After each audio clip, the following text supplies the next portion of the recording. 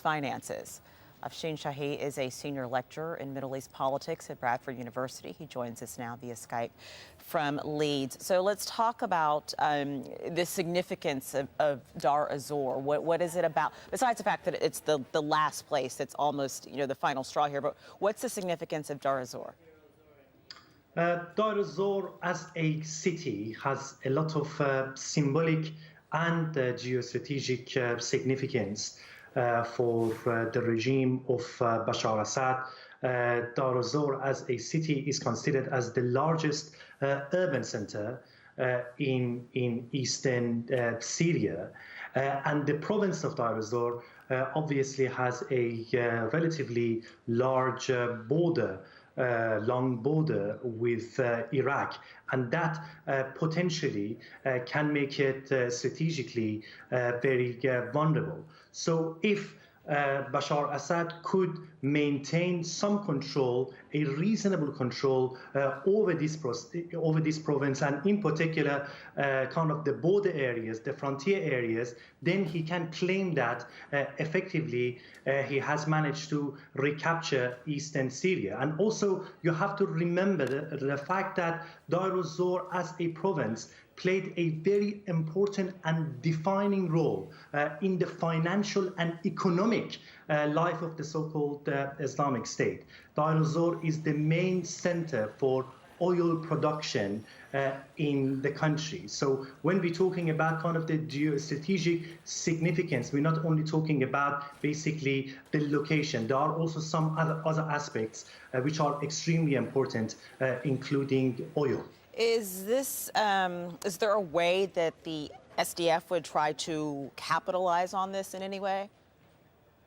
Yes, I mean, as you know, as we talk, there is now a competition going on between the Syrian military and the Syrian democratic forces over kind of capturing at least bits of Deir Az Zor because of its geopolitical and geostrategic significance, despite the fact that the city of Deir Az Zor is now completely under the control of Bashar Assad and his allies. But the game is not over. As we speak, the Syrian military and the allies are basically moving towards Abu Kamal, which is considered as the very last kind of capital, de facto capital of the so-called Islamic State in Syria.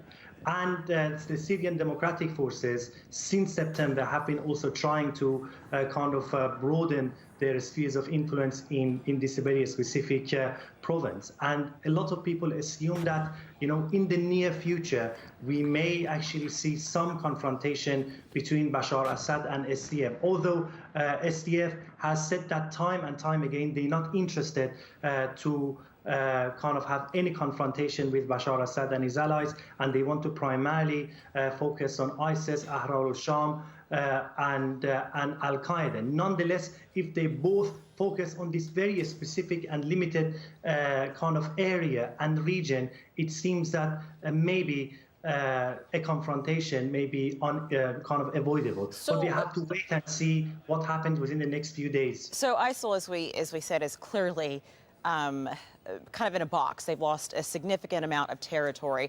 How does that translate to losing influence, if at all? Because territory and influence aren't necessarily the same thing. It is absolutely not the same thing. Remember what happened in Afghanistan in 2001.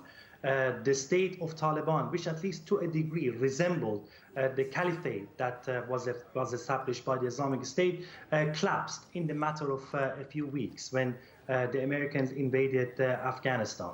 Since then, the Americans have spent at least $2 trillion in order to support the central government in Afghanistan. Nonetheless, over the last 16 years, Taliban managed to maintain a parallel power structures, a shadow government, a shadow state in Afghanistan, despite the fact that they don't control a great deal of territory, but they managed to maintain their influence. And I think when we're talking about influence, we need to wait and see what happens when the conflict comes to an end. I think the fate of IS is not going to be decided by these conflicts. The fate of IS is going to be decided by the reconstruction process. It's going to be decided by the ways in which these kind of post-ISIS administrations is going to kind of deliver social services and provide security. And if they fail to deliver an effective